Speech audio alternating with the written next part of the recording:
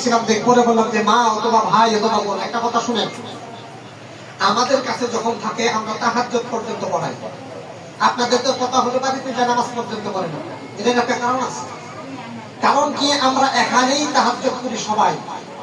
যখন ওর মনের ভিতরে শয়তান কুমন্ত্রণা দিতে থাকে, কিন্তু আমাদের যখন দেখে তখন উইয়া ঠিক থাকতে পারে না, উইও তাহাজ্জুদে দাঁড়ায়।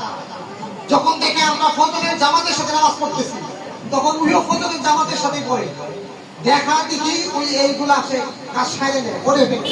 কিন্তু বাড়িতে যখন যায় দেখে যে আব্বা আম্মা সব দেখে, ওইটাই দেখে আর ওটাই করার চেষ্টা করে। বলতেছে হুজুর ঘুরি ফিরিকে আন্দোলন দিয়ে আসবে।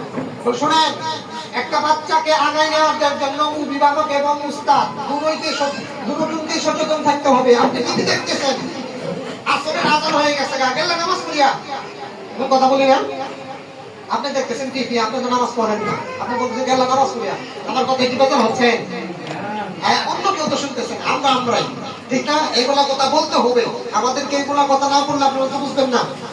গেলে নামাজটা পড়িয়া আসো, তো আসরের আজান দিচ্ছে, আপনি কিন্তু টিভি রিমোট টিপতেছেন বারবার, আর বলতেছেন গেলে নামাজ পড়িয়া, আর বলতেছেন গেল্লা আমাদের সঙ্গে কিছুই হয়নি, এই দিন আমাদের কথা কইতেছি কিচ্ছুই হচ্ছে না।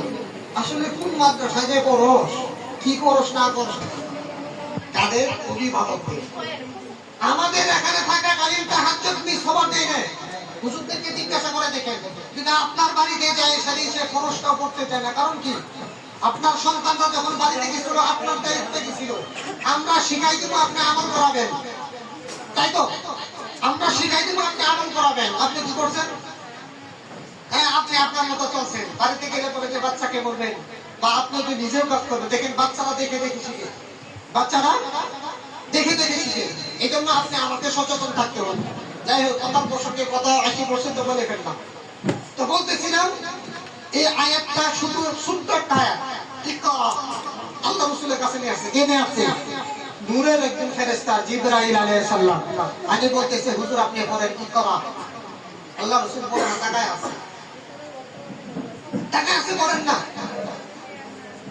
জিবরাইল আমিন কাছে আসলে, আরো কাছাকাছি আসলে আল্লাহ রাসূলের সাথে একটা সম্পর্ক করলেন। কি সম্পর্ক? আল্লাহ